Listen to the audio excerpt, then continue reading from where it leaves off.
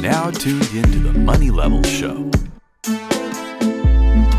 Hey everyone, welcome back to the Money Level Show, where we think, act, and prosper. And today we're going to talk with Steve, the unemployed value degen, again, to talk about how we could position our portfolios for this new administration, this new dynamic where many things in the macro may change. I mean, a lot of things are going to stay the same. I think the fiscal dominance situation is.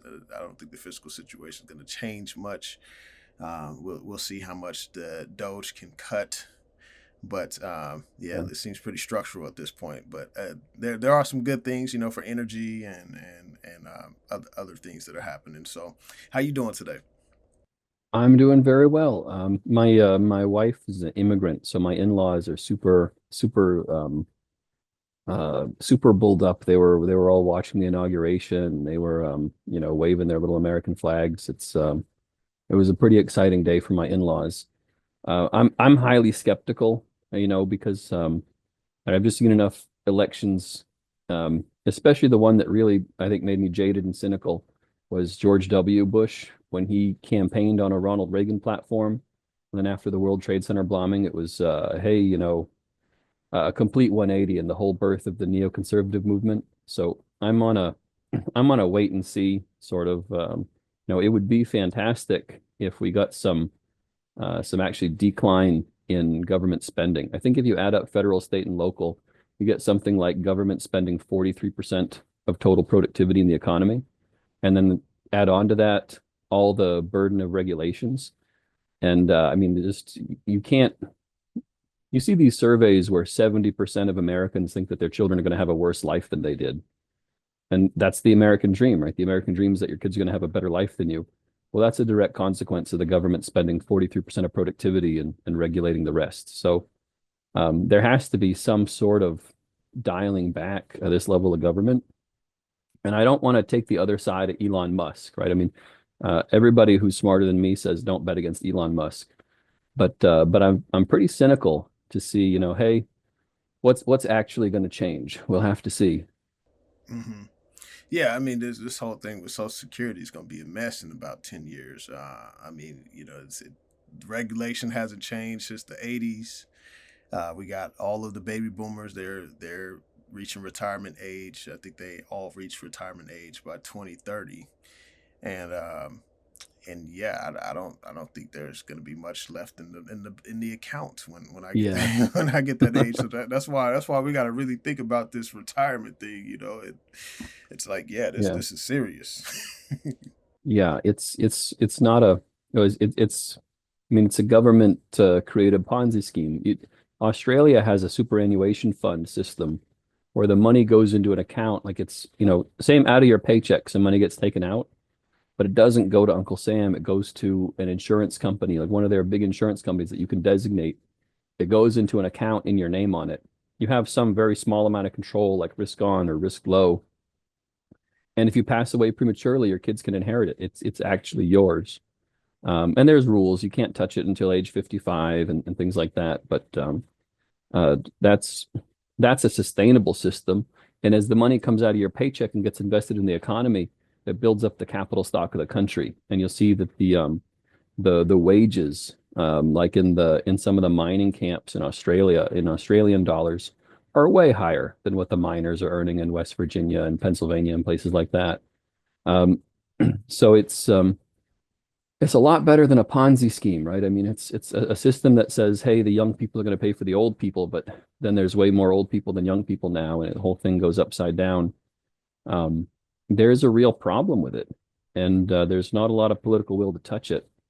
And Trump wants this legacy to cement himself in the history books, but if he doesn't do something about Social Security and also healthcare, so 18% of GDP is spent on healthcare now. Just the level of administrators and regulators that you have it. Your employer needs to have a whole staff of people to deal with the insurance company. The insurance company has to have a whole staff of people to deal with your employer. The government has a whole staff of people to deal with the insurance company, and the doctor has a whole staff of people to deal with the insurance company and the regulator and the employer. Like it's completely insane. By the time you go in for your annual checkup, it has to go through like 6 or 7 different people. And now the quality is below a lot of the other developed countries. So we're not even living longer or being healthier after spending 2 or 3 times as much. So if they don't reform healthcare and retirement, I don't think anything else Trump does is going to move the needle very much.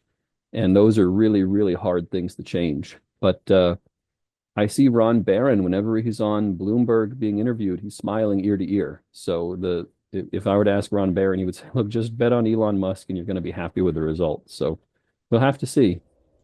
Yeah, yeah, for sure. I mean, and this is on the end of the Trump coin that was So it was. I'll speculate. I have some cryptocurrency position, but I speculate. But that was one of the ones I missed, and some people were trying to get me hyped up to jump in. I'm like, nah, I missed the boat. I'm not going to FOMO into this. Like good. I'm glad you made some money. I think some of these other ones could perform well if he does do some legislative work around it. But I mean, it's not. It's one of those things that, like, there are cryptocurrencies that produce no utility. Many of them, like a lot of the meme coins and such. But then you have some that are actual businesses that I think that there could be some innovation around, like AVAX with. They worked with California to get all of their vehicle titles on the blockchain, and it takes like 5 minutes compared to like hours that was spending of man hours. So like that's something that's like a tangible thing. But yeah, the Trump coin, it's all based on popularity and there's no utility behind it. So I'm not chasing that one down. Yeah. Well, so I mean, there are parts of the financial markets where I don't know. When you were in high school, did you ever play that speed game where you hold out your hands and then the other person tries to like slap it before you pull your hand away? You ever play that game? Yeah. Called slapjack. Slapjack. So there are parts of the financial markets that are like that, and everybody involved knows that that's the game they're playing. It's a speed game. So there are forums in Hong Kong and Singapore, and they're members only, and they cost a huge amount of money to be a member of. And then like every week they'll pick some kind of small cap stock or a cryptocurrency, something really small, really illiquid, and everybody will buy some of it and just intentionally create a bubble. And the game is to see who can start selling first and be the one to sell out at the top. And but everybody involved knows that that's what kind of thing it is, that it's a speed game and it's a game and it's fun for the people that do it. That's a big part of a lot of what happens in crypto, is that it's just a speed game and everybody involved knows that. But money itself, so you go back to one of the better books on money is Carl Menger on the origins of money from the 1860s. And money is a bizarre economic good, right? I mean, even if were one of those gold bugs, you want to have like a pure gold-based money system. Like before we had any sort of satellites using gold in their electronics, gold doesn't have a lot of uses, right? I mean, you can wear it, it's shiny, but people have been wearing their money for most of human history, whether it was seashells or whatever it is. People were wearing wampum or all sorts of different stuff. It really, gold does not have a lot of uses. It really, the monetary use is pretty much what you got. And so the whole idea that the money is supposed to be useful, most of human history, money's been something pretty useless. So that doesn't really have to be there. And the next question is, for most of human history, money has been a network good. So the best money takes over, right? And just like Facebook replaces MySpace, or cassette tapes replace 8-track tapes, or DVD replaces CDs. When something replaces the other thing, it's pretty widespread. It sweeps everything else out of the way. But what's really weird about crypto is one of the characteristics of money is that it should be fungible. They should all be the same. It should be like a commodity. So you can assess the quality and you can tell it apart from itself. But the thing about crypto is, because you can change between them with such a low cost, and because they're like lottery tickets, and lottery tickets are fun, this might, like, one of the characteristics of money that Aristotle wrote about 2,000 years ago, it might not be, that might fundamentally change, right? Maybe the kind of money that people want to have is to have 20 different kinds of lottery tickets at all time, just in case you get lucky in one of them. as opposed to being in a world where money was good if it was homogenous, if it was a commodity, if you could assess the quality of it. Maybe it's more fun to live in a world where you've got like 20 different kinds of crypto in your wallet, and sometimes one of them can 10x, and have fun with it. So I don't know. It's crypto is a bizarre thing, but I mean, if you look at money across history, they don't all have a lot of utility. There's not a lot of useful monies out there. So, and I'm kind of humble about it. I think I need to own some crypto, but I have no clue what's going to win out in the end. I mean, I think if you saw when Russia had to defend their currency, they went back to a gold-based ruble. I think it was like 50 rubles to a gram of gold or something like that. But it gives the government the power to, go on or off with some sort of commodity back into the currency. I think there's a lot of the BRICS countries are buying gold for that kind of reason, to be able to have some sort of a support and strength to their currency. I mean, I think if we look forward 100 years from now and we're reading a history book, people are just going to be shocked. Like, what do you mean? Like the United States, like the biggest empire in the world, used fiat currency for 100 years? What are you talking? Like, this is insane. It kind of is insane that we're using fiat currency so long. I don't know what the future is going to look like. I think it's wild. I don't know what's going on. Yeah, for sure. Yeah, that's one of the things with like gold. Like it's the scarcity aspect of it, and the how you can't inflate the amount, and that's been an argument for Bitcoin too, with the code and it only being 21 million, and there can be no inflation versus like the dollar. That's like, you could just print as money, you could just enter digits in the screen and just create however many you want, and so like that scarcity part of money is something that I always look at. It's like, okay, what are some hard assets? And I do consider Bitcoin a hard asset now, just from a different perspective, in terms of like, the how liquid it could be at times, how it's I don't have to worry about transporting heavy amounts of gold with me across state lines or country lines or things like that. So like there are some benefits to it. And then the ultimate scarcity with it being like a digital code where once you hit 21 million, then that's it. But and so, just looking at like how to even hedge, the risk of financial collapse or anything like that. There's just risk in all these other pockets, like Bitcoin. Internet can go down, you're screwed, right? I got gold, right? But gold has risk too. I mean, say you're in LA and you get in a house fire, right? Like, or someone comes in and burglarizes your home, or the Gold Confiscation Act, right? So there's risk in like everything. So like for me, I just try to like spread that risk out in multiple different areas. Yeah.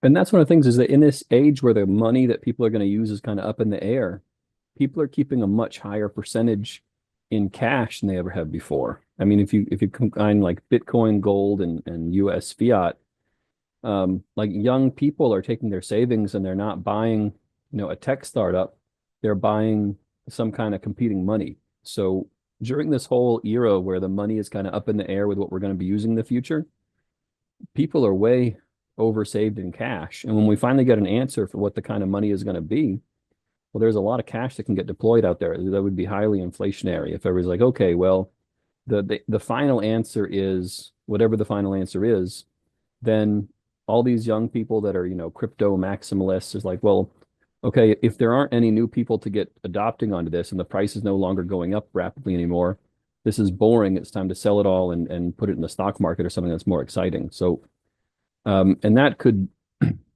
kind of delay our sort of new industrial revolution if everybody's taking all their surplus, all their savings, all their extra cash, and they're just buying crypto and they're not investing in businesses that are building something more tangible. So it's a weird world right now. And you see, like there's only going to be 21 million Bitcoins, but there's no limit to the number of coins that can be made out there. And some coins have no limit to those. So you've got so many different kinds of coins. I don't know if that's eventually going to tarnish Bitcoin's flavor as the whole crypto space is there's just too many different kinds of coins. or if Bitcoin stays as its own thing for long enough. But one thing that's really interesting about it is, so I was reading an article about how people were buying property in Vietnam, and they're using these stable coins like USDT. And so you can, in Vietnam, you can take $500,000 of USDT, have it converted into local currency for a cost of maybe 1%, and go buy a house that way. And so that's becoming pretty powerful internationally, especially if your country has some runaway inflation. What's amazing about that is, even though it doesn't pay interest to the holders of it, the people that run it are buying treasuries. So just like we had this old concept of the petrodollar, where people were getting US dollars for oil and buying treasuries with it, and that was lowering our interest rates. If crypto adoption really picks up, that could be a huge demand for treasuries. So if if Trump, for example, was trying to get the BRICS countries, at least the consumers, the people in the BRICS countries, to be buying more stable coins and to be buying less gold, that could end up lowering our interest rates here in the United States. And that would be a pretty powerful force, especially because one of the reasons that our interest rates are going up is because foreigners aren't buying treasuries anymore. Japan selling some treasuries, China selling their treasuries, Saudi Arabia is selling some treasuries.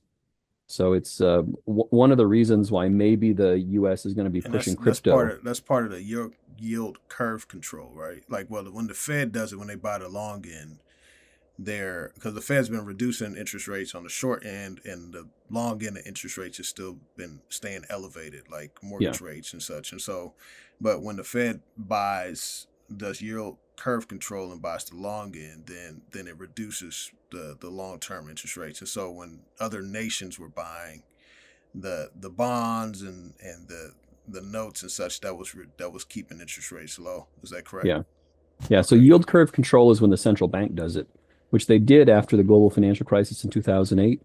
They're not doing it right now. Right now, the Fed's only buying the uh, overnight money market stuff. So one of the theories out there is if Trump is able to use his bully pulpit so much, he's able to convince the Federal Reserve to start buying longer dated treasuries to try and get interest rates lower. Because Trump's a real estate guy. He knows how interest rates affect the housing market. He knows how the housing market affects everybody's ability to have access to liquidity. So Trump is going to want interest rates to come down. And there was already a thing about a month ago where he said any of these BRICS countries that are buying gold, he's going to call them up on the phone and tell them, if you don't start buying treasuries again, I'm going to put a 50% tariff on your country. And this is a really aggressive bully pulpit strategy.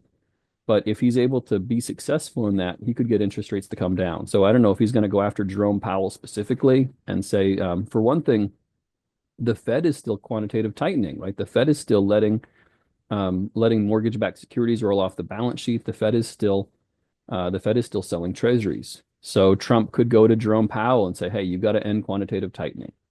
Or he could go to Jerome Powell and say, "You've got to help us out with some yield curve control. We got to get these treasuries down." And there is still some Fed independence.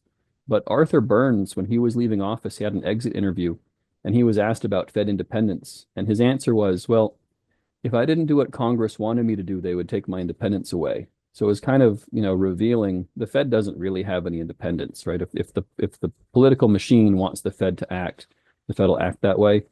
So and Trump is he's pretty convincing, right? He's able to get his way an amazing amount of the time. So between him calling up foreign countries and trying to force them to buy our treasuries, and him going to the Federal Reserve and trying to make things happen there, I think there's pretty good odds that, and that's going to be a number one priority for him because he's a real estate guy and he understands real estate. So I think it'll be pretty interesting to see what happens. And I don't think this is all necessarily like it'll be good for the housing market. Um, but if you push interest rates below where the market would clear normally, you run the risk of doing some malinvestment. Like maybe we overbuild out data centers that nobody needs. And then we get a new financial crisis in 4 or 5 years. Yeah, yeah, and I mean the bigger part of this, outside of Trump being a real estate guy, is the interest payments on the debt. Um, I mean, we're over $1 trillion. We surpassed the military budget, and I just don't think that's sustainable. Like it's like how long Yeah. can the government pay this amount of interest on the debt? That's Yeah. pretty Well, insane. So it is a serious problem, and but it's becoming more imminent. But it's probably not as imminent as the doomers out there would have you believe. There's a great interview with Friedrich Hayek in the 1970s, and he was being asked about this fiat monetary system, and he's like, "Well, how long do you think it can go on?" And he was just shocked. He's like, "I can't believe it's gone on this far." And it had only been about 30 years at that point after World War II. Um, After COVID, with that inflation spike, the U.S. on a debt to GDP measure, it was less. We had delevered, right? Even though the debt was higher, nominal GDP was so much higher. If we have 3% inflation and 3% GDP growth, our nominal GDP is growing at 6%, and our deficit's only about, let's say, 6.3%. So Doge wouldn't have to cut very much before our path, even though it looks painful on how much interest we're paying, is actually kind of sustainable, especially where so 8 trillion of that debt is held by the Federal Reserve Bank, and the Federal Reserve remits profits back to the Treasury. So that 8 trillion, okay, even if we're paying 5% on that 8 trillion, well, after the Federal Reserve pays for their 400 PhD economists, they send that money back to the Treasury. So that's pure monetized debt, right? That's just inflation. So as far as our debt to GDP ratio, and I wish it didn't work this way. I mean, I wish the government had more consequences for their bad behavior. If they're ripping off elderly people by destroying the purchasing power of their savings, I wish politicians felt more punishment for that and more pain for it. But they do it because it works and they can get away with it. So I don't think we're in as imminently bad a position as a lot of doomers out there think we are. Gotcha. Yes. Thanks for sharing that. So yeah, let's transition to some stocks. So we talked about retirement and the retirement crisis that may be coming our way. And you put out an article stating what you were buying in your wife's Roth IRA, and so I wanted to jump into a couple of companies, a few companies that you mentioned on there. And the first one I would like to jump in is get your outlook on Clco, CLCO. They specialize in transporting its LNG, correct? Yeah. So And yeah, I really like shipping. Well, because I'm a value investor. I like when things are cheap. Shipping companies, well, for a long time now, they've been trading way below. Like if you bought the shipping company and just sold all the ships one at a time, you'd have money left over. So they're trading below the resale price of the ships in their fleet. Um, but then it's a very rare occasion when the price ever shoots above that. But shipping companies are cheap. And because they're cheap, then if they're profitable, those cash flow yields can be high. But unless you've got a good management team that's actually returning that cash flow to shareholders, so just because the cash flow is high, it doesn't mean they're doing anything good with it. Cool Company has natural gas carriers, and the other one I like is called Hoegh Autoliners, and that's you can buy it on the pink sheets. Hoegf, I think, is Hoegh Autoliners, and they do car carrier ships. In the shipping world, with the Houthis in Yemen bombing ships in the Red Sea, it increased the length of trade routes. So when the trade route length was increased, right? It's when you're thinking about shipping, you're thinking about ton miles, right? How long do these ships have to travel? The demand is for ton miles. And if you have to go around Africa instead of going through the Suez Canal, that's a huge increase in the demand for ton miles. Now, the prices of shipping stocks started crashing. The moment Trump was ahead in the predicted markets, all the shipping stocks price started crashing. I mean, some of them have been cut in half because people are predicting Trump's going to make peace with the Houthis. They already said that they're going to stop bombing any ships that aren't Israeli flagged. So they're still going to bomb Israeli flagged ships.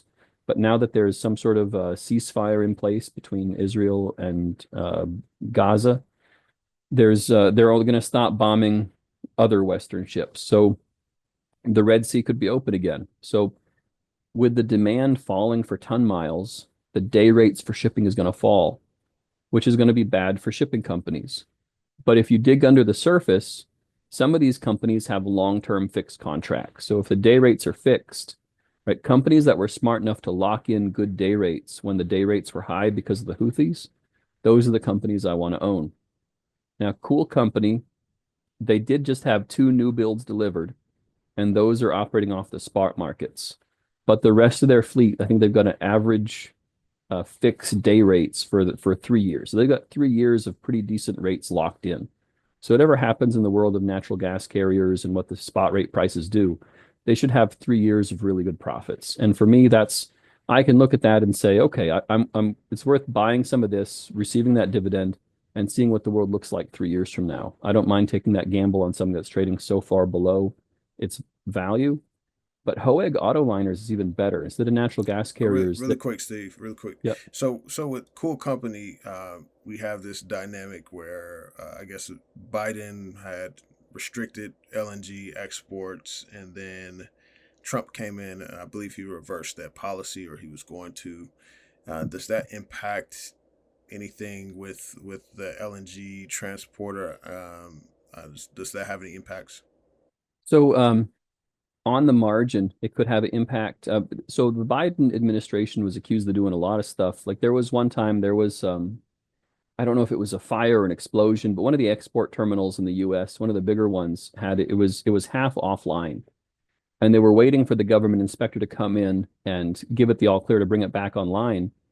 And they were slow rolled, right? We had this export capacity that was offline for like 9 months. I forget the name of the export facility. And then I don't think it's super conspiratorial to say like, no, this was the Biden administration doing that on purpose, because if you can't export, then your domestic prices are lower. So when natural gas was $2 an MMBTU, that was really good for domestic energy prices. So that because the Biden administration was really interested on having cheap gas at the pump, cheap electricity.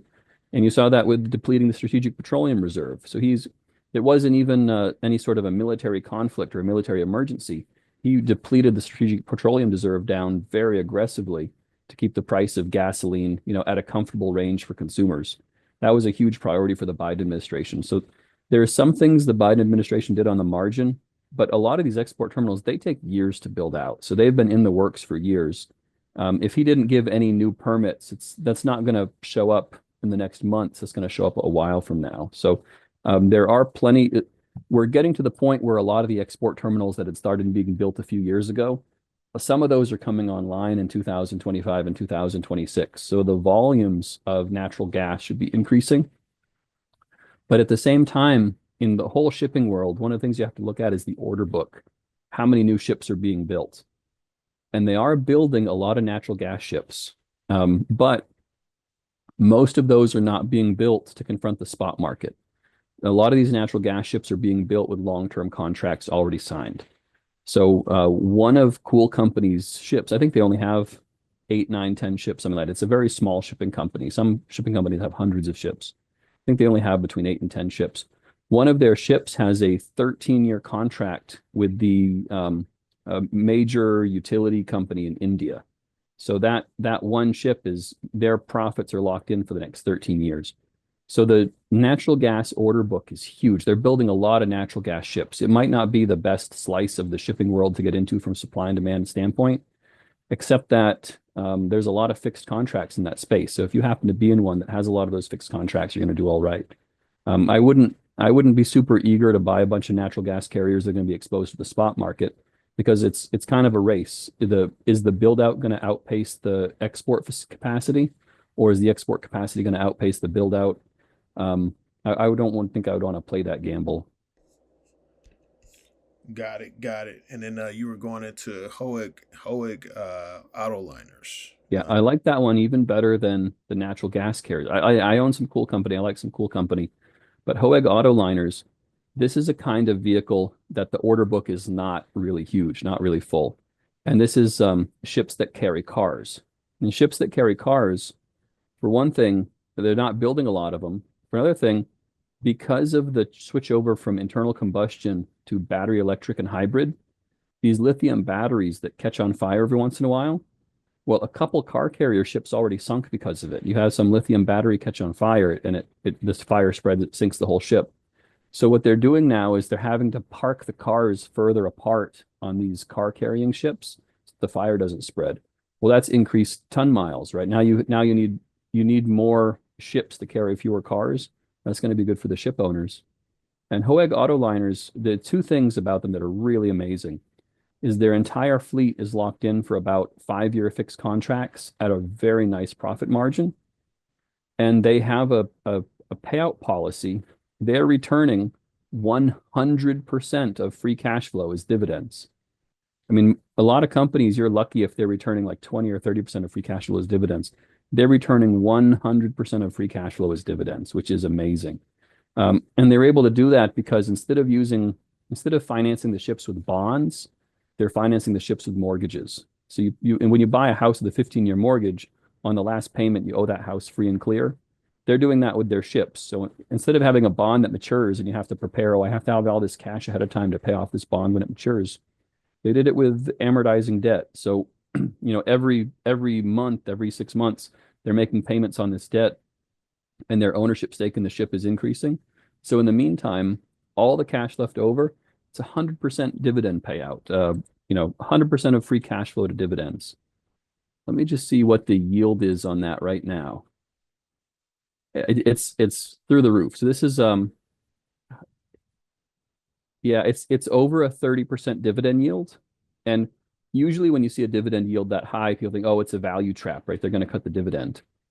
Well, they have fixed contracts locked in for the next 5 years, right? So if you get a 30% dividend for 5 years, and you can come back to this company, maybe the autoliner space, the car carrying space, maybe the market's bad 5 years from now, but you've already been paid back your money. So this is a punt that I'm really happy to take. So like I don't know what the car carrying market is going to look like 5 years from now, but if I've been paid back a 30% dividend for the next 5 years, I'm happy to just see what the ships are worth at that time and be totally thrilled with it. So this management team, and they were super strategic about it, right? Because with the Houthis blockading the Suez Canal, they were really strategic about when they locked in these 5-year contracts. They have some really, really nice day rates. I don't know if I put this right up on my Substack behind a paywall, but there's even a chance that dividend could increase going forward next year because they have some contracts that are rolling off, and they also have so about a fifth of their fleet is a special kind of car carrier. It's called the tall and heavy ones. So that's for like if you need to move dump trucks and excavators and backhoes and things like that don't fit like a traditional car or sedan or SUV. So about a fifth of their fleet is these car carriers that carry heavy equipment, and that market's still tight. So they didn't sign any fixed contracts on those, and so they've got a fifth of the fleet that the day rates can rise with the spot prices because they think it's a really tight market. Anyway, I'm a huge fan of this one. So it's a relatively small fleet. It's not a huge shipping company like Maersk or something like that. So there's always risk when you only have, I think there may be 20 or 30 ships. There's always a risk when you have a small company that, one-off events could happen. But I think this is a relatively, if I compare the risk reward versus the dividend yield, this is probably my favorite income stock in the whole market right now, because of those 5-year fixed contracts. Hey, you all heard it from him yourself. Be sure to go subscribe to the Unemployed Value Degens Substack. It's only $5 a month. I know you all are spending that on hot Cheetos and coffee, whatever you spend it on, right? $5 a month, you're getting access to a lot of value. So be sure to go check that out. So yeah, that's an interesting play. I mean, and especially with the contracts locked in for 5 years and a 30% dividend. 'Cause I remember when because you had mentioned Ecopetrol in this article, and Ecopetrol was paying over 20% dividend for a little while when the price of oil was significantly up. That was only for like a year or maybe a little more than a year or something like that. This is like you're looking at a 5-year contracts so it's locked in. Yeah, the culture in South America is to pay a variable dividend once a year.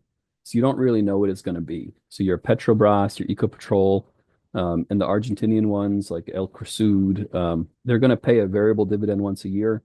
And you don't know what it's going to be, but the stocks are also cheap. It's probably going to be pretty good. I really like Ecopetrol. And I'm not an expert on Colombian elections, but everything I've heard is that this current president, I mean, he was I think my write-up on this, I called it cocaine hippopotamuses and guerrilla presidents. The president of Colombia, he was actually a guerrilla fighter, like up in the mountains with an AK-47.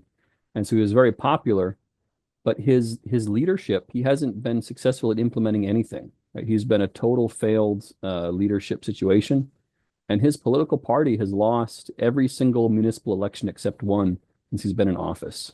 So, and again, I'm not an expert in Colombian politics, but what I hear is the writing is on the wall. This guy is going to be booted out of office. There's going to be a more conservative government coming into power. And with the more conservative government coming into power, a lot of that political risk on Ecopetrol is going to be off its head. It's still kind of a state-owned enterprise, right? But it's a state-owned enterprise, but the state relies on that dividend income. So it's bad in that you have the government in there saying, hey, we want to build some more solar panels and things like that. So some of your cash flow is getting diverted to these government projects. But it's good in that they can't kill the golden goose too badly because they rely on that dividend income. So it's a mixed bag. But their dividend yield has been really low in these last few years because they've been taking their cash flow and they've been reinvesting. But the stuff that they've been reinvesting in is actually pretty interesting. So they've got telecommunications networks all throughout South America. They've got toll highways all throughout South America. They've got electricity transmission, power line ownership all throughout South America. So it's a really cheap Colombia company, and the Colombian stock market is really cheap right now because of the current president. But Ecopetrol's assets, it covers the whole continent and is widely diversified. So and a little bit of increase in the oil price, and they're going to be making a lot of money. And they also, so Colombia in the U.S., because I mean, this is where Rockefeller, started monetizing oil in the first place over 100 years ago. But there are parts of the world where, especially because in Colombia you've had so much failed, like a failed state, a failed government for so long, they haven't had the capital to do a lot of exploration. So as when you're thinking about, okay, the easy deposits, the easy to access stuff gets used up first. Well, there's some parts of the world where they haven't even really looked for it yet. So Ecopetrol, as they're exploring, they're finding cheap stuff. They're finding stuff with like a $6 a barrel lifting cost, which you can't find in the US anymore because we've been looking for it here for 100 years. So Ecopetrol, I like it a lot. I think it's very interesting. It definitely has a place in my portfolio. The catalyst, though, that election is in 2026, so I'm not in a hurry. You know what I mean? I really like it. I'm adding, but I'm not in a huge hurry.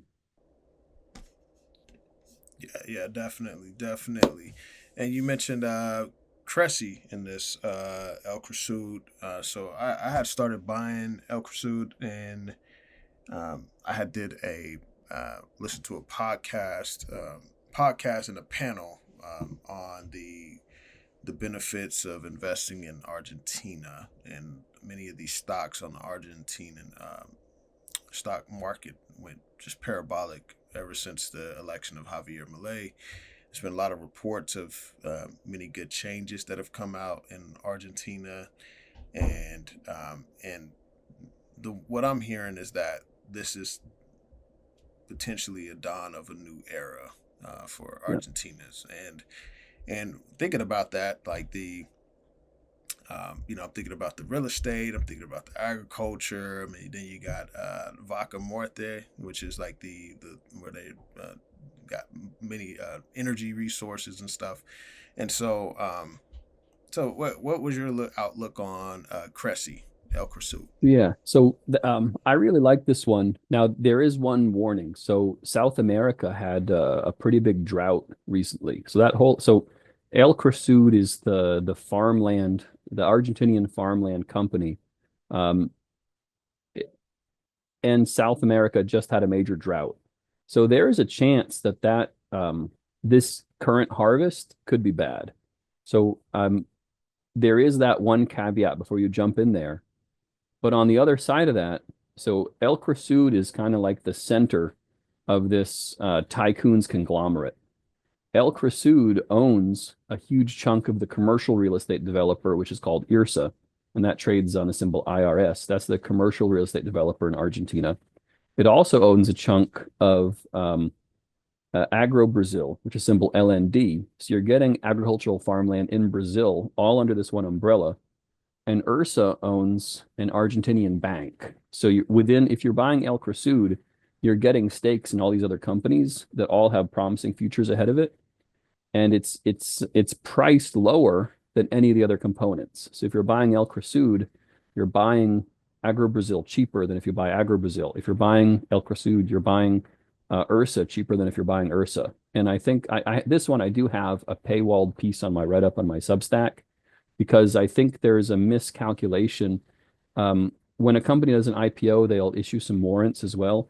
I think there's a miscalculation in the US system as for how many shares are really outstanding on the full diluted float. And I think that miscalculation is going to go away, I think in 2026 sometime when those warrants finally expire. But right now, El Cresud is trading somewhere around half of the value of itself and the other companies it owns. And I think it's because of that full diluted calculation error. So the only thing about it I don't like is, again, there's a current drought in the southern cone of Argentina where they own this land. But aside from that, all the assets they own in Argentina's, future prospects, I think it's really encouraging. It's really bullish. It feels like there's been this. I think we talked one time before off air about the German philosopher that came up with the idea of the zeitgeist and the reactionary. That for 100 years the zeitgeist has been progressivism. It's been socialism. It's been pushing for these transfer payments, these welfare systems. And a place like Argentina did that for 60 years, and they really hit the end of the rope, right? They just couldn't go on that way anymore. And the people were happy and they were clamoring for some kind of a change. And so if we've really hit this paradigm shift where this 100-year zeitgeist of progressivism is turning, and Argentina has a long future ahead of it as a free market place, then yeah, I want to own every asset in that country. It'd be fantastic. One of the bad things about South America, though, is it feels like they're always one election away from being communists again. And I think some of that has to do with you go back into the Protestant Reformation. Some of the early ideas about capitalism and free markets came out of Spain. It came out of this school in Salamanca where these priests were hearing confessions from all these wealthy merchants. They were saying, bless me, Father, for I have sinned. I did a really good deal and I made a profit. And the priests were like, well, I don't know if that's a sin. Let's go think about it. So the priests all got together in this school in Salamanca and tried to figure out, is commerce bad? Is it sinful? And the economists at that time figured, no, this is good stuff. This was mutual benefit. The people were willing to do it. Game on. And so that started spreading throughout the Catholic world. But then when they had the Protestant Reformation, those Catholic ideas of free market capitalism got kept in the Protestant North in Europe. And in the Counter-Reformation, the Catholic South, they went hard anti-capitalism. So all the Catholic countries, they have got this weird variant of Christian socialism. So Christian socialism, like Jesus was the first socialist and all this stuff, and they completely turned their back on the Spanish Salamanca free market school of thought. So you can follow all the Protestant countries are rich and prosperous, and all the Catholic countries have been struggling, and it's been this way for a couple hundred years, and it's really depressing and sad. But it's inherent within the philosophy of the people that they're always just one election away from communism, and it's really tragic. So that risk is always going to be there in all these Catholic countries in South America, unless maybe they finally learned their lesson after 60 years in Argentina. Maybe people have finally had enough and they're going to go swing the other way. So those are the two big risks I see to El Cresud. Is after Milei's term is done, they decide to go back into the Christina Kirchner way of doing things and just be a bunch of socialists and print a bunch of money and destroy their economy. If they don't do that, at some point, the drought in the southern cone of Argentina is going to be over and the farmland is going to be prosperous. And I want to buy it at these prices and own as much as I can afford. Yeah, definitely.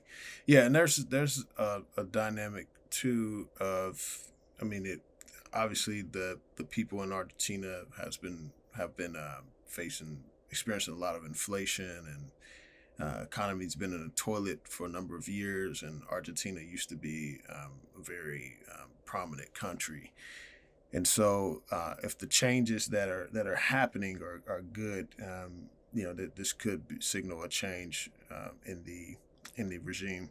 And so also another thing I've been thinking about is this tie between Milei and Trump, and there's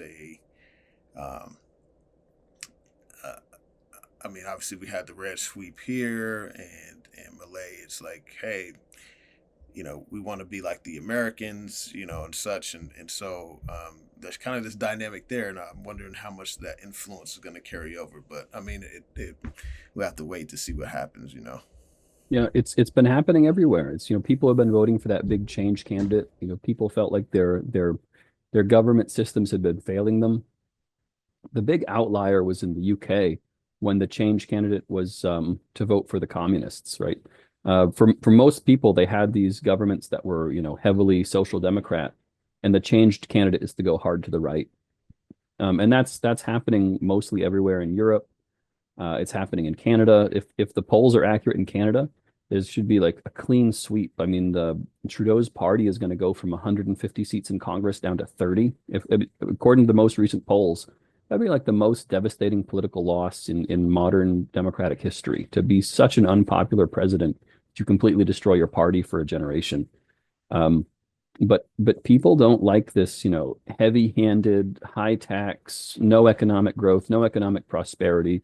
Plus, we're going to censor you. Plus, if you protest, we're going to trample your grandmother with the Canadian Mounted Police. Voters don't like that, right? Voters don't like it when grandma gets trampled by a horse. That's kind of a deal breaker between the social contract. Yeah, for sure. Well, Steve, appreciate you for coming on the show. We went through multiple companies. You also consider investing in these companies. I mean, obviously, do your own due diligence. Subscribe to the Unemployed Value DGen so that you can get Steve's write-ups. And I don't even know how many people know, but you mentioned it. We didn't talk about it on the first episode when we were kind of getting your background. We talked about your career as a professor, but your career at Merrill Lynch. And so, I don't know how much of my audience even knows that. Yeah. So once upon a time, I was a financial advisor. I was putting people's parents in the BlackRock Global Allocation Fund to try and get 7% annual return to meet their financial goals. It was a fine little career path. It wasn't right for me at the time because I was too young. It's really meant for someone who, has put down roots and is ready to be a pillar of the community and just plant a flag somewhere and be there forever. I wasn't married. I didn't have kids. I wasn't ready to call the Jacksonville, Florida, my home for the rest of my life. So it was the wrong fit for me at the time, but I was really happy. I learned a lot. Had some amazing client interactions at the time just to see, you learn so much about people when you're meeting hundreds of them, and it's like being a bartender and they're telling you all their deepest, hopes and dreams and fears. Get a pretty good pulse on the whole baby boomer generation and how they look at the world and how they feel about things. So I have a lot of stories to tell, a lot of anecdotes that were pretty fun from that time. But yeah, it's a fine career path. It's definitely challenged right now because the whole mutual fund industry is being taken over by ETFs. So it's a world where, I mean, people need help, right? We have a division of labor, we have a division of knowledge. People go to work all day to be a dentist or to be a surgeon, and they don't know finance. And I think it's fine that people don't know finance because you need to spend your time being better at removing gallbladders and being better at removing tonsils, whatever people do all day. You've got to focus on that in the division of labor. But it's always weird about how in finance, people look very skeptically, very covetously at the margins the other people earn. So like if somebody has a sushi shop and they take $5 worth of fish and they turn it into $20 worth of sushi, say, okay, I can see the transformation. I can understand why you earned $15. But if you take somebody's money and at the end of it, you end up with somebody's money and there's anything less in between, they're like, wait a minute, why do you deserve to get paid that much? So it's the financial advising world is a world where people are looking at how much money you make very suspiciously because they don't see the same transformation that happens in a lot of manufacturing processes. And people just have a hard time seeing the value added. But at the same time, most people don't know anything about what they're doing, and mistakes are so painful. I mean, if you make a mistake trying to hit your retirement goal, sometimes there's no recovery from that. So they need help, and it's very hard to demonstrate your value added to people, and they're looking at the money you're making very suspiciously. So it's a very strange market. If you have people rank what are the least trusted professions, one of the things you'll notice is you'll get insurance salesmen, car salesmen, things like that. It's all the things in people's lives they do very infrequently. right? So things you do, you might buy a used car 3 or 4 times in your life. You might buy a life insurance policy once in your life. You might buy a variable annuity once in your life. Well, when you have that, as opposed to you go to restaurants, you eat at Cracker Barrel or you eat at Potbelly, or people go to restaurants twice a month. So they get really good at choosing restaurants. They know to go to where their friends recommend. They know to go where they trust the brand. The things that people do very infrequently in their life, they're not good at. You're not an experienced shopper at used cars. You're going to have a bad experience that way. You're not an experienced shopper when you buy a variable annuity. You're not an experienced shopper when you go talk to a financial advisor and he tries to set you up to get a 7% rate of return to reach your financial goals. And people have a bad time, right? And those careers go to the top of the low trust list because, the consumer is not sophisticated at what they're doing. So people need a lot of help. I think it's an important profession. I think it's a needed profession. And it's all in this huge state of flux now that mutual funds are being disrupted by ETFs and people are, they don't know what they don't know. They don't know how much help they need. And it's very hard to prove your value proposition and your value added to people. So I'm glad I did it. It wasn't right for me at that stage in my life at the time, but I learned a lot and it was a lot of fun. Yeah. It seems like probably another dynamic is people are self-educating themselves, with YouTube. I mean, your newsletter, people are like, the floodgates of information have opened, and now we can listen to someone who has a lot of this experience and start a podcast and start talking, and you're able to get some of these insights to investing and stuff.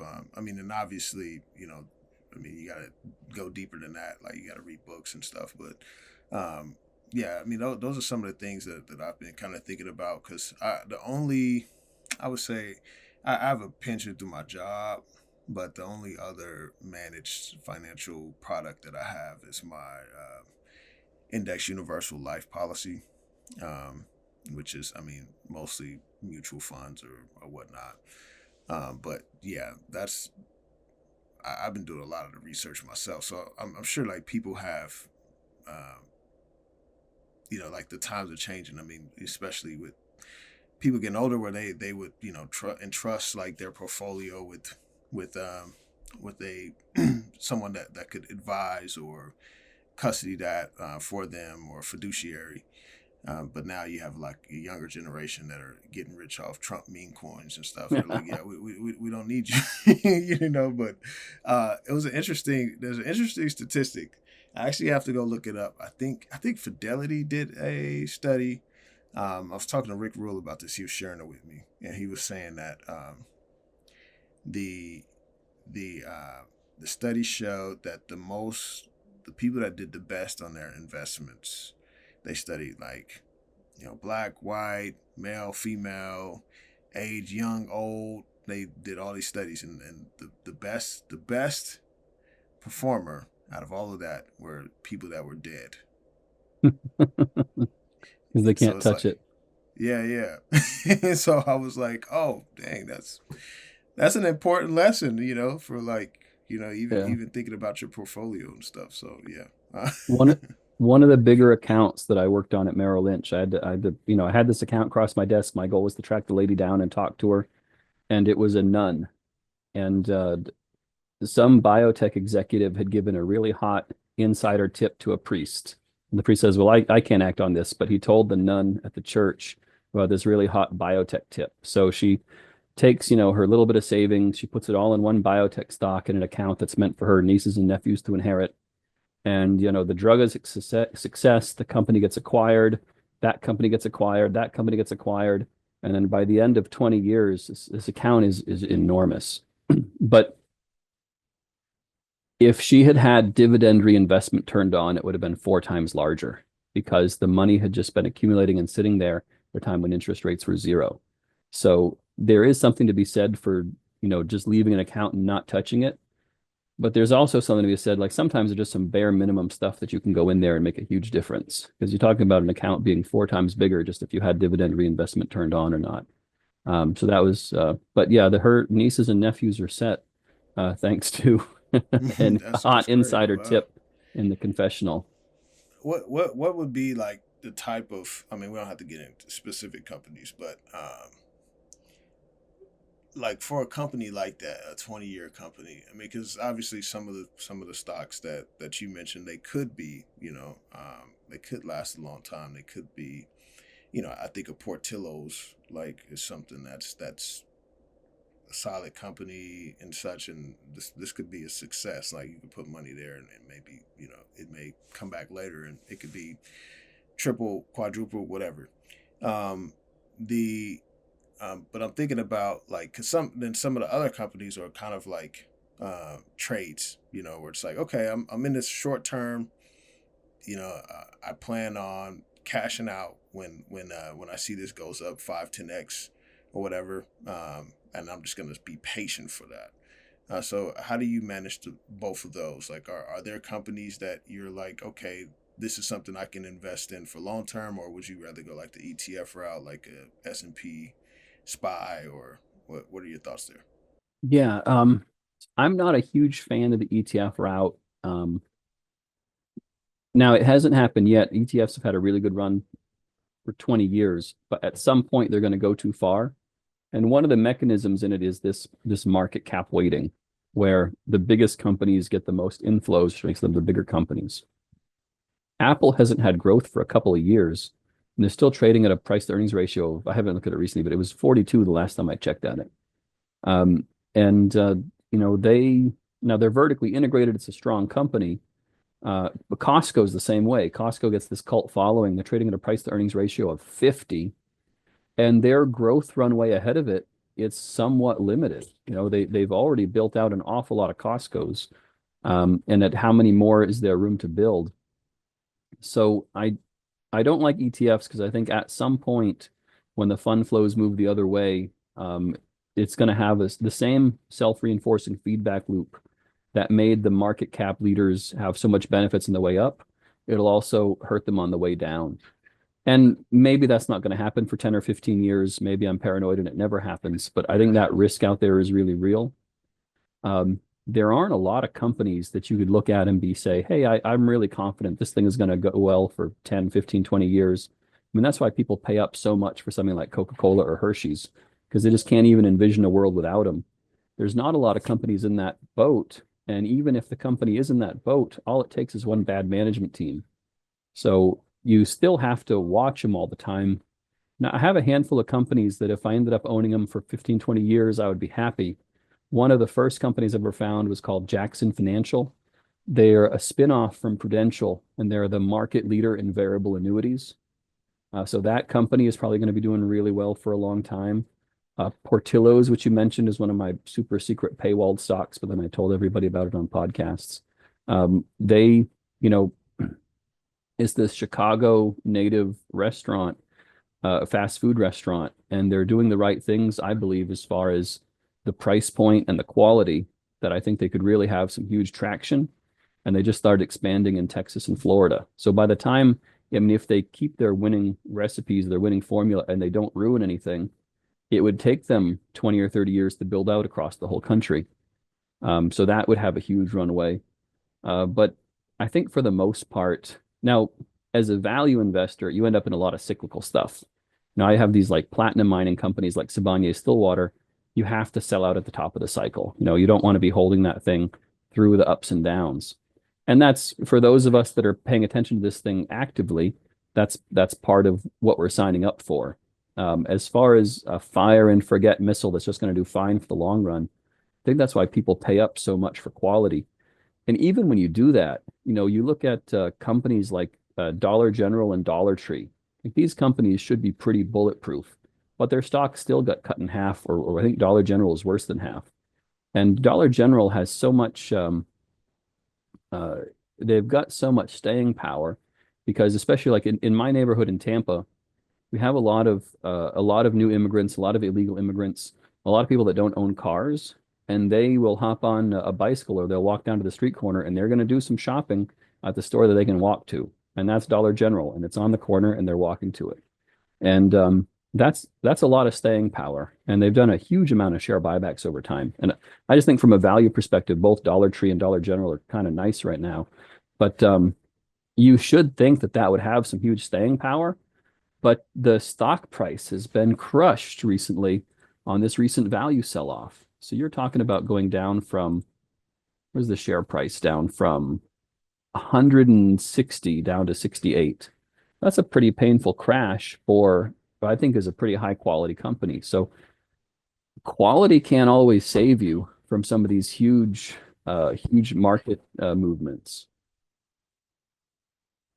Yeah, that is true. That is true. I was in Dollar Tree. I sold it on the bounce up. Thought about getting back in. Dollar General is another one I was looking at as well. And I know you put out an article on that recently. And there's other, like, I've been looking at the equal weight index S&P, which is a ticker RSP. I mean, they're at an all-time high, but they're a lot more balanced than like the Mag 7 and the regular S&P, where if we have a huge market, downturn where, you may have, in whoever's in there, Nvidia, Meta, whatever, you may have them stocks like cut 30 to 50%, which is going to be drastic for that versus the equal weighted index. It seems like they have a lot more balance than being so focused on those Mag 7. Yeah. Well, one thing about these indices is if you're going to be an index ETF investor, the S&P 500, the large cap, has an advantage that the mid cap and the small cap doesn't, which is when a company is really successful, it graduates up into the S&P 500. And when a company really fails hard, it's removed out of the S&P 500. So you're not going to ride something to zero. So you have that advantage in the S&P 500 in large caps, where if you're like, I wouldn't index the Russell 2000. I would not index small caps because if the company does well, it leaves your portfolio. You sell it early on into its growth phase. And if a bigger company does poorly, it gets added to your portfolio. So I definitely would not index the Russell 2000. If you are going to index, the S&P 500 is probably the way to go. And then in the last 20 years, the market cap weighted has outperformed equal weighted. I think there's going to be a few years where the equal weight outperforms, but if you are going to use indexing and you're going to use it to its full effectiveness, the market cap weighted S&P 500 probably has a lot of good years left in it. Yep, that's good. That's good. Well, all righty, Steve. Appreciate you coming on. People, go follow Steve on Substack. Even if you don't pay the $5, it's only $5. But even if you don't, you can get some free articles. You just won't get the paywall stuff. And that's at Unemployed Value Degen. And then you're also on X. What's your X handle? Yeah. I haven't changed the @ because I wasn't ever going to be anonymous because I have my name in there on the @ but the what am I going? So I'm Unemployed Small Cap Value Degen, and then my @ is S Farrington BKC. All right, sounds good. Well, appreciate you coming on, Steve, and look forward to the next time. Well, thank you for having me, Daryl. It's always a pleasure.